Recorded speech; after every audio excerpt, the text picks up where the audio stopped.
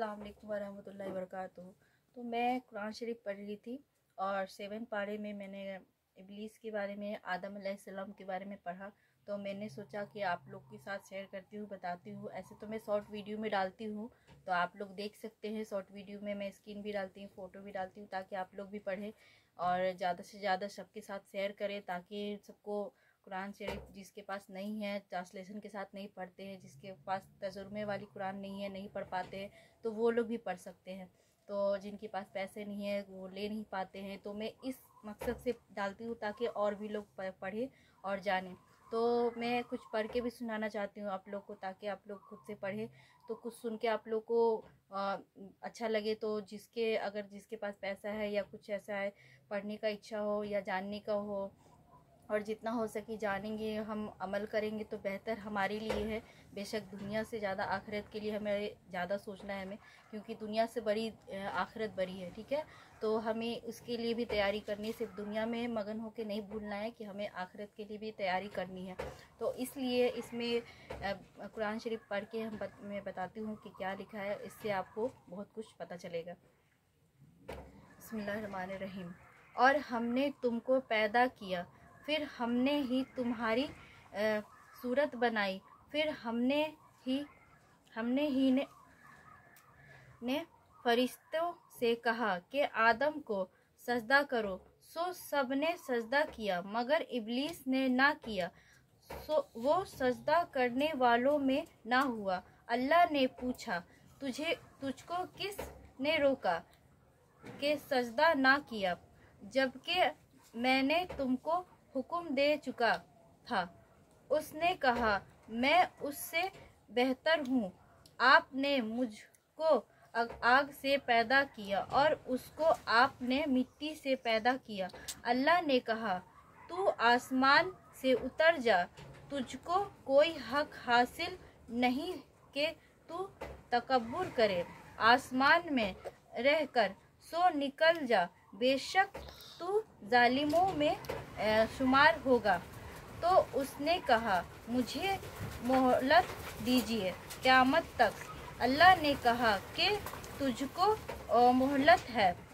उसने कहा कि इस सबब से कि आपने मुझको गुमराह किया है, मैं कसम खाता हूँ कि मैं उनके लिए आपकी सीधी राह पर बैठूंगा, फिर मैं उन पर हमला करूंगा, उनके आगे से भी, पीछे से भी, और उनके दाहिने से जानिब से भी, और बिन जानिब से भी, और उनमें अक्षरों को आप एहसान मानने वाला नहीं पाएंगे। अल्लाह ने कहा कि तू यहाँ से निकल जा, जलील और खार जो उन में से तेरा कहना मानेगा, तो मैं ज़रूर तुम सबसे जहन्नम को भर दूंगा। और ए आदम, तुम और तुम्हारी बीवी जन्नत में रहो, फिर जिस जगह से चाहो तुम दोनों खाओ, लेकिन उस दरख्त के पास मत जाना, वरना तुम जालिमों में से हो जाओगे।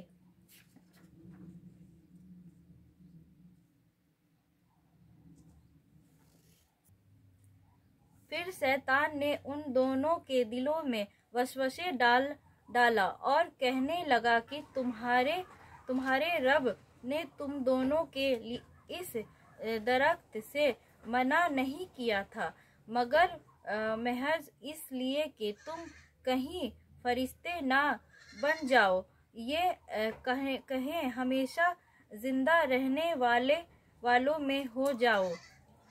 और उन दोनों से कसमें खाए कि यकीन जानिए कि मैं तुम दोनों का खैर खाहूँ। पास उन दोनों के धोखे से नीचे ले आया, पास वो दोनों जन्नत के जोत कर अपने ऊपर रखने लगे। और उनके रब ने उनको पुकारा और कहा, क्या मैं तुम दोनों को इस दरख्त से मना न कर चुका था और ये ना कह चुका था कि ये शैतान तुम्हारा खुले दुश्मन है। दोनों ने कहा, ए हमारे रब, हमने अपने ऊपर जुल्म किया, और अगर आप हमें ना बख्शेंगे और हम पर रहम ना फरमाएंगे तो हम तो फिर ज़रूर तबाह हो जाएंगे। देखिए, तो इसमें यही है कि तकब्बुर करने वालों का कहने का मतलब है, इससे हमें बहुत चीज़ सीखने के लिए मिलती है, हमारे लिए समझने के लिए मिलती है कि तकब्बुर नहीं करना है। तो इब्लीस ने यही किया था, तकब्बुर किया था, सजदे नहीं किए थे। आज भी दुनिया में ऐसे लोग हैं जो सजदे से दूर होते हैं और नाशुक्री भी करते हैं। बहुत कुछ अल्लाह ने दिया होता है लेकिन हम नाशुक्री कर देते हैं। और ये कपड़े हमें जो मिले हैं, हम पुराने हो या नए हो, इसका शुक्र अदा नहीं करते, या पानी पीते हैं, खाते हैं तो उसका शुक्र अदा नहीं करते। तो शैतान ने यही चैलेंज किया था कि हम इनको ईमान पे नहीं रखेंगे, जैसे कि इन्हें गुमराह कर देंगे, दाहिने बाहिने इन्हें वसवसे डालेंगे और ये ऐसी चीज़ों में गुमराह हो जाएंगे जो मतलब दुनियावी चीज़ में वो मगन हो जाएंगे। तो आजकल के दौर में यही हो रहा है कि दुनियावी की चीज़ में इतना भाग रहे हैं हम लोग, इतना भाग रहे हैं कि आखिरत को हम लोग भूल गए हैं। जबकि सच्चाई यही है, दुनिया से बेहतर आखिरत है और सच्चाई यही है कि सबको एक दिन जाना है। तो कभी भी अगर गुनाह हो गई, गलती हो गई, तो हम बेशक, अल्लाह बहुत माफ़ करने वाले, बहुत रहम करने वाले हैं। तो आदम अलैहिस्सलाम को भी अल्लाह ने माफ़ किया था क्योंकि अब उन्होंने अपनी गलती मानी थी और अल्लाह को सजदा किया था और उनसे माफ़ी मांगी थी, क्योंकि अल्लाह बहुत रहमान और रहीम है।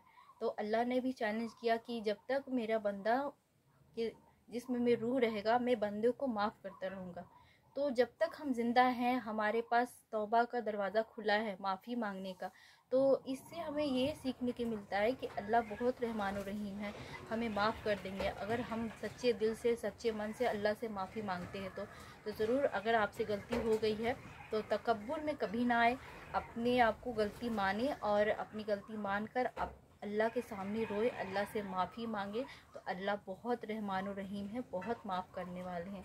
तो और भी हमें बहुत कुछ सीखने के लिए मिलता है और दीन के रास्ते पर चलने के लिए ऐसे आसान नहीं है, बहुत ही मुश्किल है। मेरे लिए भी मुश्किल है, बहुत मुश्किल है, क्योंकि मैं बहुत चीज़ कर पाती हूँ, कुछ नहीं कर पाती हूँ, तो मुझे अच्छा नहीं लगता है। फिर लगता है कि मैं पढ़ूँगी और जानूँगी तो मेरे लिए और मुश्किल हो जाएगा, फिर मैं कैसे करूँगी, ऐसे होता है। या फिर मैं पढ़ूँ ना, ऐसे भी वसवसे आते हैं मेरे मन में। लेकिन मैं सोचती हूँ कि नहीं, अगर एक दो गुनाह छोड़ते छोड़ते मेरी मतलब आदत हो जाएगी, जैसे गुनाह करने की आदत होती है ना, वैसे छोड़ने की भी आदत हो जाती है। अगर हमसे गुनाह होती है तो शुरू शुरू में अगर हम किसी और को बताते हैं तो वो हम पे ही उंगली उठाने लगते हैं कि पहले तुम खुद सुधर जाओ, पहले ये वो, आपको ये सब ताने भी मिलेंगे, बातें भी सुनने के लिए मिलेगी। आप किसी और को बताएंगे तो बहुत सारी ऐसी चीज़ें होंगी आपके साथ। तो आपको कोशिश नहीं छोड़नी है, आपको कोशिश करते रहना चाहिए कि मतलब हाँ, एक बार फिर से हो गई, चलो फिर से कोई बात नहीं, मैंने कोशिश तो किया था ना। तो आपकी नीयत, आपका ईमान अल्लाह देख रहे हैं, ठीक है। तो दुनिया कुछ भी कहे, आपको अब अल्लाह के सामने साफ मन से, साफ दिल से आपको माफ़ी मांगनी है अल्लाह से। तो ज़रूर अल्लाह माफ़ करेंगे आपको वो आंसू में मिल जाएगी जो आप अल्लाह से मांगते हैं, माफ़ी मांगते हैं, तो आपको आंसू में मिल जाएगी। तो हम सबको अल्लाह माफ़ करे और सबको तौफीक दे सजदे की भी, और ईमान पे सबकी मौत हो, कलमा का नसीब हो, सबकी ज़बान पे ला इलाहा इल्लल्लाह मुहम्मद रसूलुल्लाह हर इंसान के ज़बान पे हो, और हम इसी तरह से हमारी मौत हो, अल्लाह करे कि। और आपने तो सुना ही कि दोज़ख से भर देंगे। अल्लाह का गुस्सा इतना है कि वो आप सोच भी नहीं सकते हैं, लेकिन उनकी मतलब रहमत और उनकी मोहब्बत इतनी है कि ये गुस्सा उन पे गालिब आ सकता है। तो आपकी मोहब्बत, आपका प्यार अल्लाह पे, उनसे दोस्ती करने से आपको मतलब मोहब्बत मिलेगी, आपको सीधा रास्ता मिलेगा, आपको सीधा रास्ता दिखाएंगे। और आपके दिल में ऐसी ऐसी चीज़ नेकियां करने का आपको दिल में ये सब चीज़ ना जो आती है वसवसे, जो बुरी चीज़ें आती है वो शैतान की तरफ से होती है, और जो अच्छी चीज़ होती है ना वो अल्लाह की तरफ से होती है। तो कभी भी नेकी करने का दिल करे ना तो तुरंत कर लीजिए, फौरन कर लीजिए, क्योंकि वो शैतान करने नहीं देगा आपको, तुरंत गुमराह कर देगा। इसीलिए आप कभी भी उसकी शैतान की ना बात मानकर जो अच्छा चीज़ आता है ना आपके ख्याल में वो आप कर डालें, उससे आप पीछे ना हटें। या आपके पास पैसे हैं, आप थोड़ी सी खर्च करने की सोच रहे हैं, लेकिन और फिर दिल करता है कि नहीं ज़्यादा खर्च करता हूँ, तो आप जब तक अपना अमाल में से ज़्यादा खर्च नहीं करते, जिससे आपको लगता है ना कि मैं ज़्यादा कर दूँगा तो फिर ये पैसे मतलब मेरे काम आएंगे, अगर वही पैसे आप अल्लाह की राह में खर्च कर देते हैं तो आप सोच भी नहीं सकते हैं कि आपके लिए कितनी बड़ी नेकी होगी और कितना आपके लिए अच्छा होगा, अजर मिलेगा उसका आपको। तो इसीलिए कभी भी अल्लाह के राह में ज़्यादा से ज़्यादा खर्च करने की कोशिश करें। और आप जो अपने लिए कपड़े लेते हैं, अपने लिए करते हैं, वही गरीबों के लिए, किसी और के लिए भी वही करें। ये नहीं छाटे हुए दे रहे या पुराने दे रहे हैं तो उससे नहीं होता है। वो आपको जब तक आप अपने माल में यानी अपनी मतलब आपको दिल नहीं कर रहा है वो देने का, वो वसवसे आते हैं शैतान के, नहीं इतनी अच्छी चीज़ मैं कैसे दे सकता हूँ उसे, ऐसा नहीं है। आपको वही चीज़ आपको देनी है, वही तो आपका टेस्ट है ना, वही तो आपको देनी है, वही चीज़ आपको, आपका दिल देखना है, अल्लाह का ईमान देखना है, और दिखावा नहीं करना है, आपको दिल से देना है। ठीक है, तो आपको वीडियो अच्छा लगे तो सब्सक्राइब करें और लाइक करें, शेयर भी करें ताकि और लोगों को मालूम चले। और वीडियो अच्छी लगे तो ज़रूर कमेंट करके बताएं कि आपको मेरी बात कहाँ तक अच्छी लगी, और कुछ गलती हो तो सॉरी इसके लिए। जज़ाकल्लाह खैर।